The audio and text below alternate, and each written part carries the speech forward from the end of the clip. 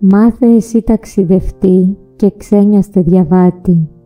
Αν συναντήσεις ένα χωριό στη Σαρκαδιά στην άκρη, αν συναντήσεις κρύα νερά, φιλόξενους ανθρώπους, να είναι πάντα γελαστοί και με ωραίους τρόπους. Αν συναντήσεις πρωτομές πλάι στην κρύα βρύση, αν τα αγριολούλουδα εκεί σ' έχουν μεθύσει, τη δραμπάλα αν δεις ψηλά, κάτω Αγιά Σωτήρα, στον Άκωβο ευρίσκεσαι, χωριό με ιστορία. Αν δεις μπροστά σου πράσινο, δέντρα και τρικοκές, είναι το μέρος που έθρεψε πάρα πολλές γενιές. Όλον αυτό το θησαυρό ξοπίσω σου αν αφήσεις, αν πάνω από τον Αγιαντριά για λίγο ανηφορήσεις, την Κλόκοβα επέρασες και στο Αρφαρά θα φτάσεις. Εδώ που έσφιζε ζωή, πρέπει κι αυτό να μάθεις. Όλοι που ζούσαν εδώ ήσαν νοικοκυρέοι, κάποιοι από τον Άκωβο και οι άλλοι Αρφαρέοι.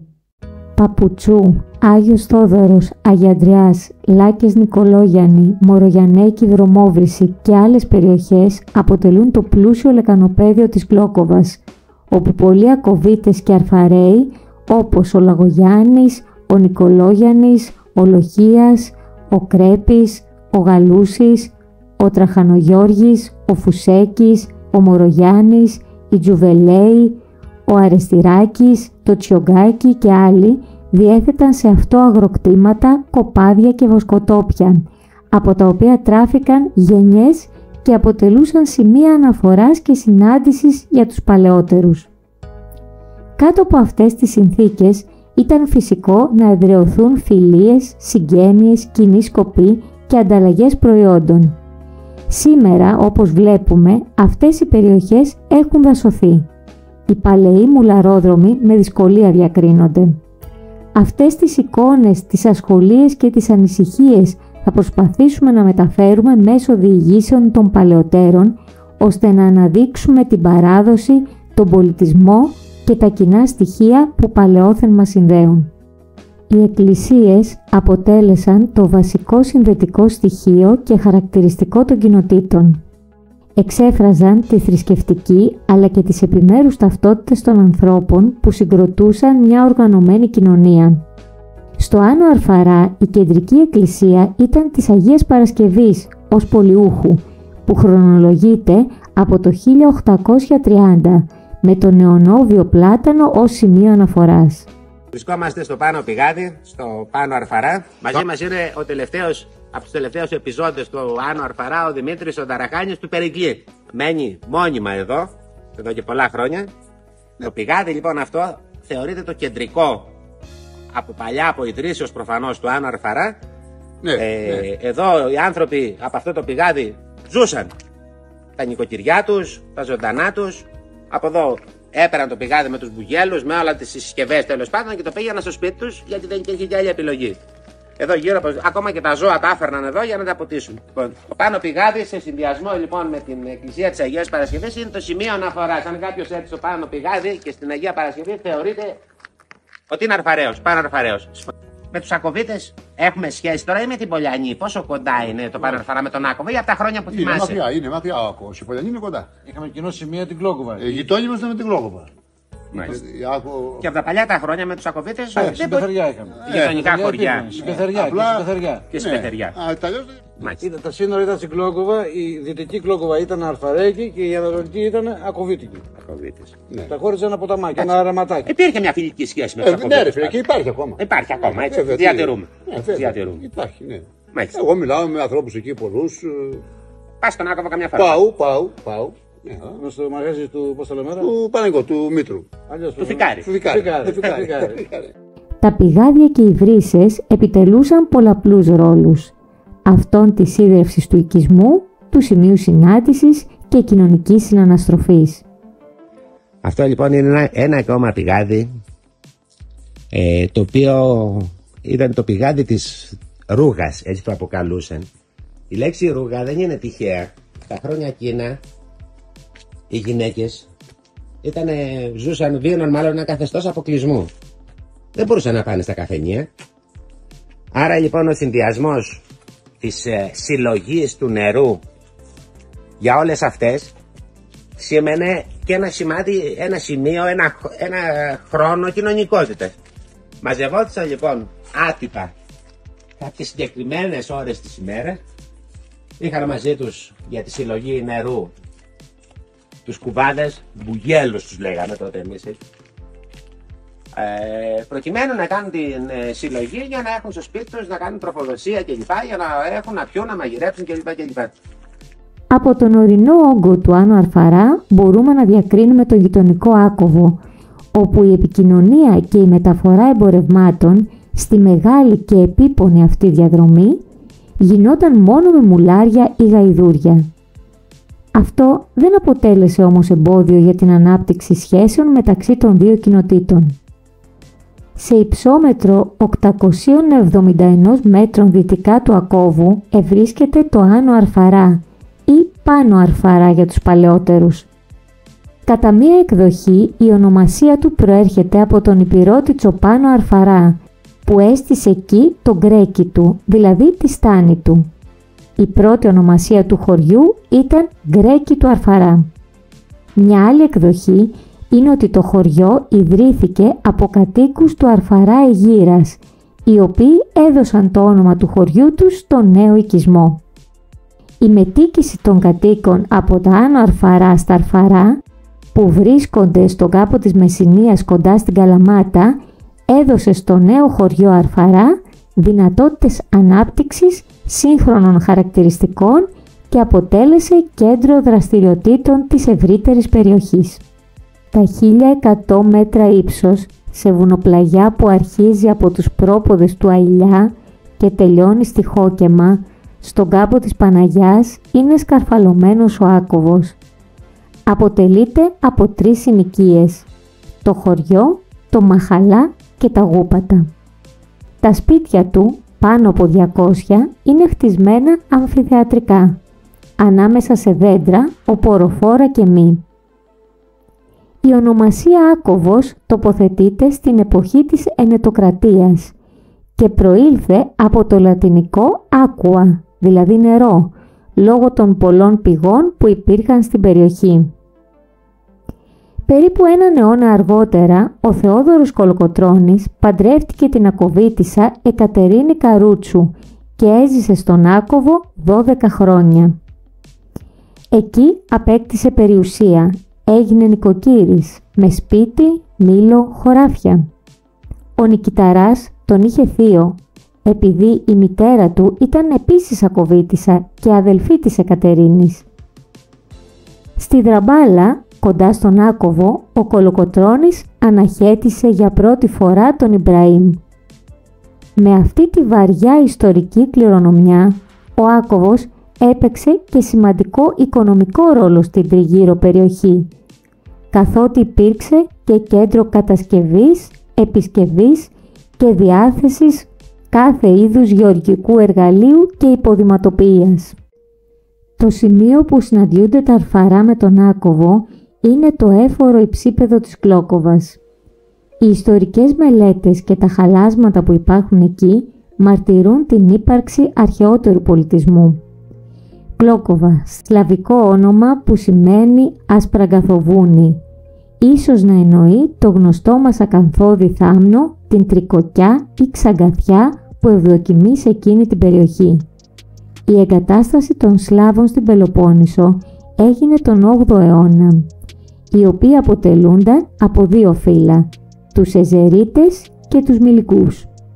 Στα μέσα του 8ου αιώνα, επιδημία χολέρας εξόντωσε μεγάλο μέρος του πληθυσμού της Κωνσταντινούπολης.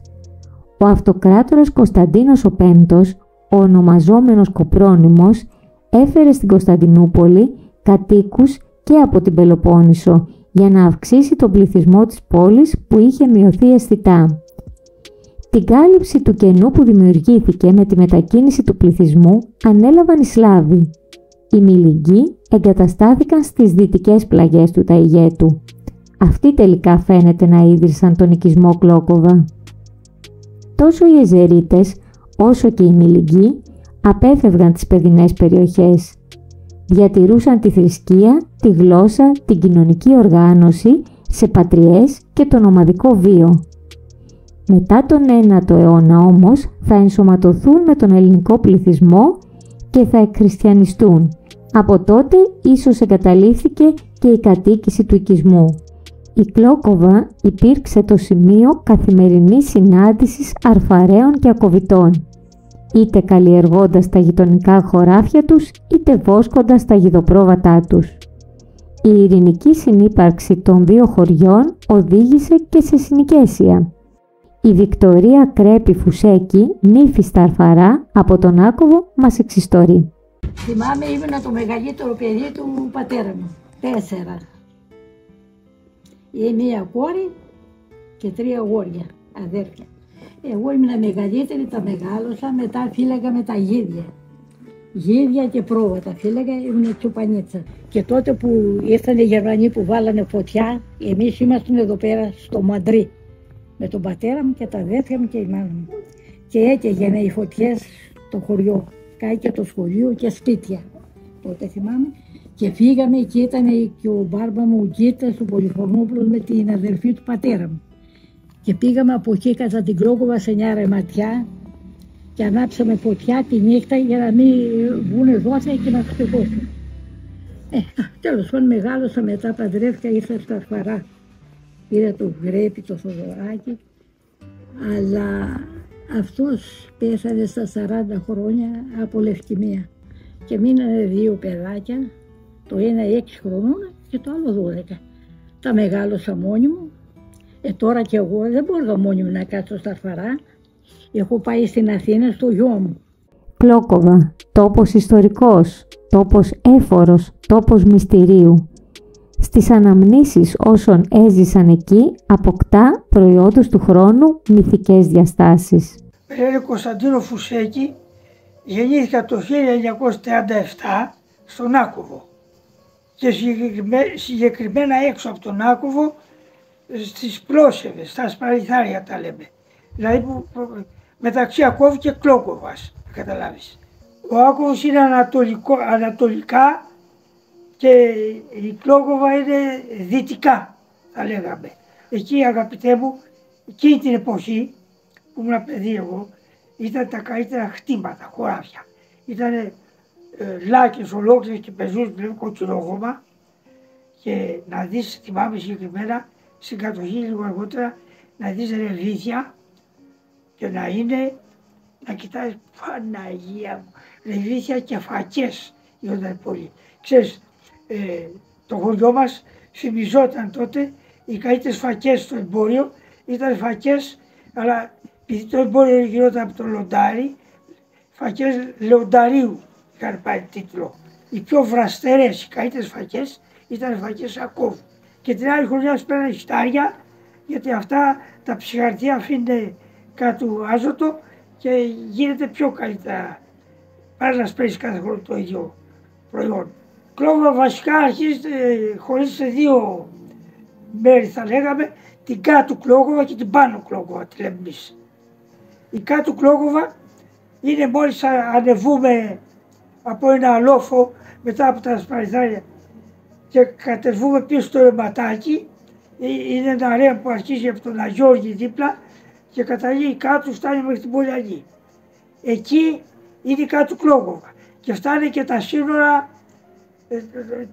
των Αρφαρέων, θα λέγαμε, της Μεσσηνίας. Εκεί τα σύνορα. Τα δε σύνορα των Αρφαρέων είναι, θα έλεγα εγώ, το 1/3 της Κλόκοβας, μπορεί και λιγότερο. Περισσότερη Κλόκοβα είναι στον Άκοβο, αλλά έχει ένα μεγάλο κομμάτι, το οποίο τότε θυμάμαι ότι οι αγροφύλακες, οι Αρφαρέοι, που είχαμε ζωντανά και βγαίναμε, ήταν Αρφαρέοι, οι αγροφύλακες ήταν άγριοι και μας κυνηγάγανε. Ήμασταν να μην πηγαίνουμε εκεί, δηλαδή, στο δικό τους νομό, ξέρω. Να είμαστε από εδώ. Και πάει δρόμος από την Κλόκοβα και κατεβαίνει στα Πάναρφα, το οποίο πάει και από την Πολιανή δρόμος στα Πάναρφα. Και μετά κατεβαίνει Άγριο, όπως λέει, και κάτω Αρφαρά. Εγώ πατριστήκα 2 ξαδέρφια με εκεί, πρώτα μου ξαδέρφια, ο μεγάλος ο Γιώργης, Πουλόπλος, ο Αποστόλης, και Από εδώ ήταν τα χτήματα τα δικά μας. Από εκεί λοιπόν τι γινόταν. Εκεί στο βάθος πάνω ήταν ένας, το λέγανε και Κολόγιαννη. Ο μόνος που έμενε σχεδόν εκεί είχε κάτι ζωντανά και συνήθως εκεί μετά είχαν φύγει οι Αρφαρίνοι. Δεν ήτανε.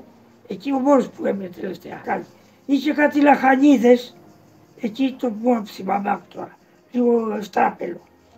Και κάποιοι πήραν οι κόσμοι τότε, κάποιοι πήρανε, τις βγάλανε εκεί, οργανίσανε και έλεγε ας πούμε, φάγανε λέει και τους πολίτες που να σπορριστούν. Πιο βόρεια είναι το λέγαμε Μορογιαννέικο. Εκεί υπάρχουν μοναστήρια παλιά ακόμα. Είναι ο Μορογιάννης, αυτή η καταγωγή από τα Αρφαρά μου φαίνεται. Μορογιάννης, ο Νικήτος ο Μορογιάννης. Θυμάμαι μια σκηνή προφητηρία, όταν ήμουν μικρός και φυλάγαμε και είχα κατηγήσει όλοι και οι ξαδέρφοι μου, η Βικτωρία του Μπαρμπακώστα, η κόρη μεγάλη, κάθισε και της λέω εγώ θα βγω στον προφητηρία να πάνω.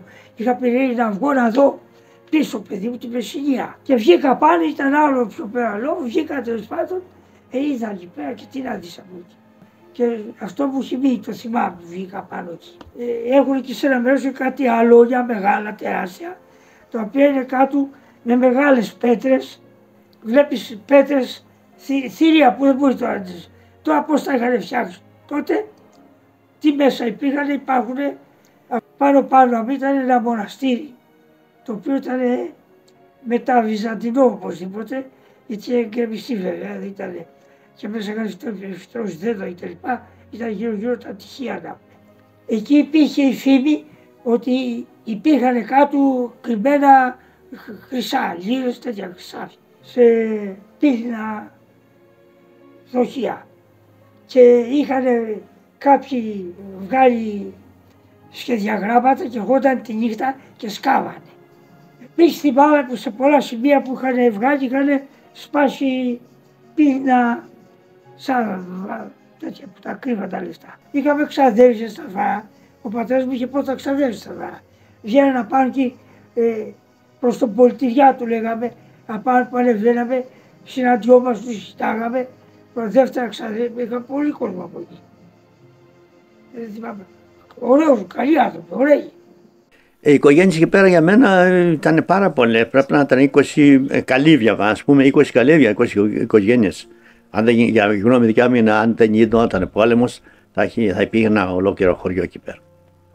Είχε όλο ο λόφας από τον Αγιώργη μέχρι το ποτάμι, που φαίνεται κάτω στα λιθάρια, άσπρα λιθάρια που λέγεται, ήταν οι Φουσεκαίοι, ήταν οι Τζαμουρανέοι, όλη η οικογένεια Τζαμουρανέοι, ήταν οι Πουλοπλέοι, ήταν οι Λιμπερέοι, νομίζω, δεν θυμάμαι ακριβώς τα άλλα. Ήταν και άλλοι πάνω, τον Αγιώργη και όλη η οροσυράκη ήταν καλύβια, ήταν γύρια, πολλά γύρια. Πρόβατα είχε μόνο ο θείος μου ο Γιώργης. Η ευδαιμονία της Κλόκοβας χάθηκε μαζί με την εγκατάλειψη της υπαίθρου. Όμως ακόμα συγκινεί τους ανθρώπους που την έζησαν, καθώς αποκαλύπτει τα μυστικά της σε όσους τα αναζητήσουν. Ζαμουράνης Παναγιώτης, έχω γεννηθεί το 1947 στον Άκοβο, μετά Άνω Αρφαρά είχε σχέση ο Άκοβος, οι οποίοι είχαμε και στην Κλόκοβα, ήμασταν γειτόνι και στην Κλόκοβα με τα χωράφια. Είχαν και Αρφαραίοι χωράφια εκεί, οι οποίοι ερχόταν με τα ζωντανά τους, με τα βόηδα τους τότε που κάνανε και ζευγάρι με τα βόηδα. Με τα πόδια πηγαίναμε εμείς στα 3/4 περίπου. Στην Κλόκοβα είχαμε χωράφια τα οποία σπέρναμε, η απάνω Κλόκοβα η οποία τώρα δεν είναι δάσος. Μόνο η κάτω Κλόκοβα είναι που φαίνεται τα χωράφια. Στην απάνω Κλόκοβα σπέρναμε σιτάρια, σπέρναμε διάφορα κρυθάρια, διάφορα, έκαναν το καλύτερο σιτάρι από εκεί. Φρούτα, είχε αχλάδια, ψίκα, είχε απ' όλα δηλαδή. Εγώ ήμουν Τσοπάνης τότε μικρό παιδί, φύλακα πρόβατα και απρόβατα. Πηγαίναμε και το καλοκαίρι που ήταν φρούτα με τα φρούτα. Με τα φρούτα ζήγαμε περισσότερο. Θυμάμαι έναν Σαραντογρηγόρη, ο οποίος είχε ένα χωράφι στην κάτω Κλόκοβα και ήταν λίγο αυστηρός και βάζαμε τα πρόβατα εκεί μέσα και φορτάρι να φάνε. Ήταν αυστηρός αυτός και μας είχε. Εν τω μεταξύ είχε και ένα αρφαραίο αγροφύλακα, το οποίο δεν ζει τώρα ο άνθρωπος αυτός, είναι πολύ μεγάλος, έχει πεθάνει τώρα πολλά χρόνια. Τον έλεγαμε αγρίμι. Τον έλεγαμε αγρίμι, γιατί μας άκρυβε και μόλις τον βλέπαμε, τα παίρναμε τα πρόβατα, φορτί και γινόμαστε καπνός. Το χειμώνα που οι αρφαρέοι φεύγαν από τα πάνω αρφαρά, τα κατεβάζαν τα ζωντανά τους στα κάτω αρφαρά, που ήταν πιο ζεστά η περιοχή εκεί.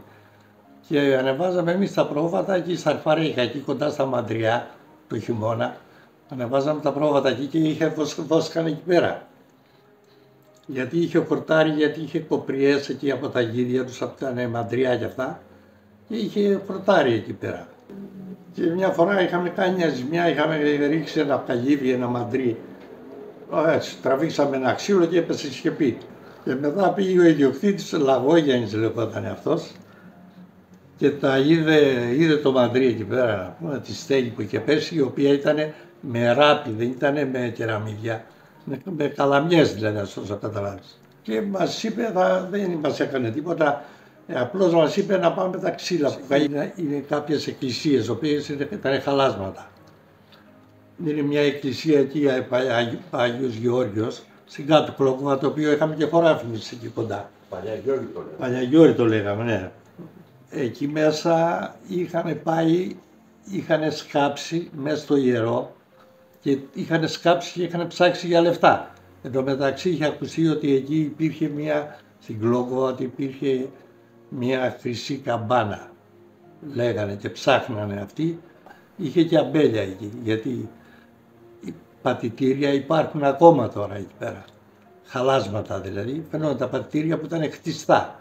Διότι είχε αμπέλια, στην κάτω Κλόκοβα τώρα μιλάμε, το οποίο είχε και ένα πηγάδι εκεί πέρα, το οποίο από εκεί πίναμε νερό, ποτίζαμε τα ζώα, τα μουλάρια, εμείς οι ίδιοι πίναμε. Το αρφαρέικο πηγάδι. Το αρφαρέικο πηγάδι. Ήτανε δρόμος τότε, πήγαινε από την κάτω Κλόκοβα στην απάνω.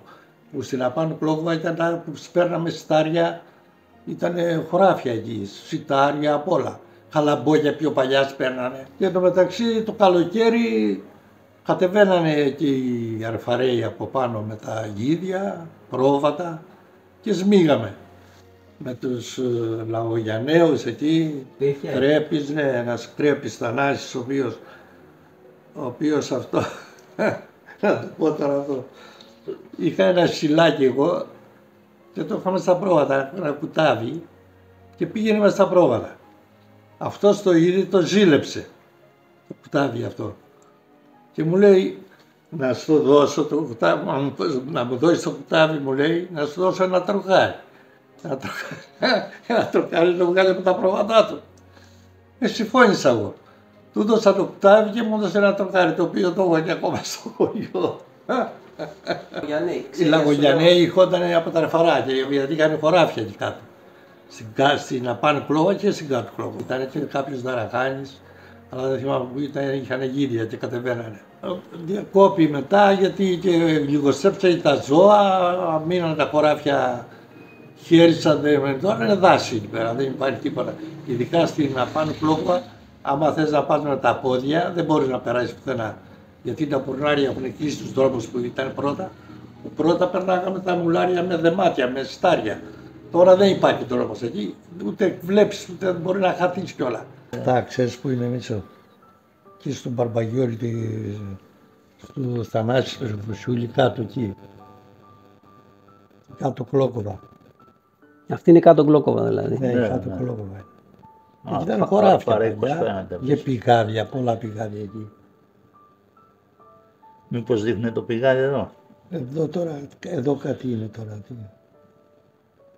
Πηγάδι είναι εδώ, τραβάμε, το βλέπεις. Το πηγάδι είναι, ναι. Ποιο πηγάδι όμως. Μήπως είναι εκείνο και είχαμε του Θανάση. Είχα στην παλιό... Είχε πολλά πηγάδια. Είχε, ναι, είχε πηγάδια, ποτίζαν τα πρόβατα. Εκεί έχει πολλά δέντρα, ξέρεις, δρύς. Αυτό το δρύς που λέμε. Αυτό είναι δέντρο. Και αυτό. Πάνω στην κάτω Κλόκοβα. Ναι, κάτσε, έχει δείχνει κι άλλα μετά. Ένα δέντρο. Αυτό ξέρεις που είναι Μητσό. Στον Μπαρμπαγιώρη απέναντι από το... να το ρε. Τι είναι αυτό? Η Λιέτζα του πατέρα μας τώρα. Σοβαρά, για κάτσε. Το έχει γραμμένο, το οποίο δεν το είχαμε βρει μέσα. Είναι αυτή η πέτρα. Ναι, είναι μία πέτρα που καθόμασταν ευθεία. Είναι στην κάτω Κλόκοβα. Ναι. Απάνω σε μια πέτρα εκεί, βράχος, ναι. Πέτρα. Όσο είναι το μισό σαλόνι τώρα εδώ, είναι τόσο, είναι ευθεία. Ξαπλώναμε και πάγια δόρσα. Ναι, και έχει γράψει το όνομα αυτό είναι πάνω στην πέτρα. Ναι, ωραίο πράγμα. Εκεί, εδώ, ήταν το καθιστικό μας. Στα 10 μέτρα, θα είναι 10 μέτρα, είναι ο Αγιώργης. Είναι λόφος από εδώ και πάνω, πιάνει έτσι λόφος. Και είναι ο Αγιώργης που λέμε που είχαν σκάψει που λέγανε ότι υπάρχει χρυσή η παλιά εκκλησία, ο Παλιαγιώργης. Εδώ είναι η κάτω Κλόκοβα. Εδώ είναι αυτό εδώ το χωράφι είναι δικό μας. Αυτό εδώ, αυτά είναι δέντρα. Έχει αχλαδιές κάπου, αυτές εδώ πρέπει να είναι αχλαδιές. Μαύρα αχλαδιές δεν που λέγαμε. Να, κι άλλο ένα πηγάδι. Τι πηγάδι είναι. Εδώ είναι ο Σταύρο. Εδώ είναι το πηγάδι, κάτσε εδώ. Μπράβο. Αυτό είναι το πηγάδι της Κλόκοβας. Το Αρφαρέικο ή... Στο Αρφαρέικο που λέγαμε. Από εδώ πίναμε νερό, τώρα είναι ακάθαρο. Δεν βλέπεις εδώ πάνω, έχει πάει πάνω στα δέντρα γύρω γύρω, τότε το καθαρίζαμε λίγο. Και είναι λίγο φαρδί. Είναι ωραίο νερό. Οι σχέσεις του Ακόβου με τα Αρφαρά είναι διαχρονικές και χάνονται στα βάθη των αιώνων, όπως διαπιστώνουμε από επίσημες ιστορικές πηγές. Χαρακτηριστικό είναι το παρακάτω γεγονός της συνεργασίας στα χρόνια της Επανάστασης. Τον Μάιο του 1826, ένα χρόνο μετά από τη μάχη της Δραμπάλας, ο Ιμπραήμ επανήλθε στο Μοριά με προορισμό τη Μάνη, αποφασισμένος να υποτάξει και να συντρίψει κάθε αντίσταση με φωτιά και τσεκούρι. Ο Παναγιώτης Διαμουράνης, απεσταλμένος του Θεόδωρου Κολοκοτρώνη, είχε εντολή να σχηματίσει ένοπλο σώμα για να αντιμετωπίζει με ενέδρες τα αποσπάσματα των Τούρκων. 1 χιλιόμετρο έξω από τον Άκοβο, απέναντι από τη βρύση της Λεζονάς, υπάρχουν μεγάλα βράχια με πανοραμική θέα προς τα Γούπατα. Σε αυτά τα βράχια, ο Διαμουράνης έβαλε σκοπό τον Αρφαραίο Λαγοπάτη, ίσως Λαγογιάννη ή Λαγόγιαννη, με την εντολή, αν δει Τούρκους, να ρίξει μια μπαταριά. Πράγματι, μακριά στην Πλατάνα ανέβαινε απόσπασμα 40 περίπου Τουρκαλβανών, μεγάλους αξιωματούχους επικεφαλής. Ο Λαγοπάτης έπραξε σύμφωνα με την εντολή που είχε. Το άκουσμα της μπαταριάς έφτασαν αμέσως στο σημείο 9 ένοπλοι ακοβίτες. Στη μάχη που ακολούθησε αποδεκατίστηκε όλο το απόσπασμα των Τουρκαλβανών και Γάλλων, ενώ ο αρχηγός τους, ο Γάλλος αξιωματικός ο Ντεντάβαρη, που δραπέτευσε, βρήκε το θάνατο στο βαθύρεμα από το σειρακαίο Γιάννη Διαμουράνη. Το απόσπασμα του Λαγοπάτη δεν είχε καμία απώλεια. Σε ανάμνηση αυτής της μάχης μετονομάστηκαν αυτές οι περιοχές από τότε σε Ντεντάβαρη και Φραγκόπουλο. Ενώ για να τιμηθεί ο γενναίος Αρφαραίος αγωνιστής, τα βράχια πήραν το όνομά του και από τότε ονομάζονται τα Κοτρώνια του Λαγοπάτη. Με τη μεγάλη εσωτερική μετανάστευση, το μεγαλύτερο μέρος των κατοίκων των δύο χωριών εγκαταστάθηκε σε μεγάλες πόλεις. Τη θέση της Κλόκοβας ως σημείου συνάντησης και δραστηριότητας πήρε η Αθήνα για των συλλόγων των δύο χωριών. Έτσι, ο Προοδευτικός Σύλλογος οι Άγιοι Θεόδωροι Αρφαρών Αθήνας και ο Σύλλογος Ακοβιτών Αθήνας Πειραιά ο Άγιος Γεώργιος αδελφοποιήθηκαν. Με αυτή την όχι μόνο τυπική απόφαση θέλουμε να στείλουμε ένα μήνυμα σε όλους τους Αρφαραίους και Ακοβίτες όπου γης, να συμπορευτούμε για να αναδείξουμε περαιτέρω την ιστορικότητα που διακρίνει το καθένα από τα χωριά μας. Να ενισχύσουμε τους συγγενικούς φιλικούς δεσμούς που παλαιόθεν τα ενώνουν, να διασώσουμε και να διαδώσουμε τα έθιμα, την ιστορικότητα και τα πολιτισμικά μας στοιχεία. Χρέος μας είναι να διατηρήσουμε και να εμπλουτίσουμε αυτές τις σχέσεις των δύο χωριών.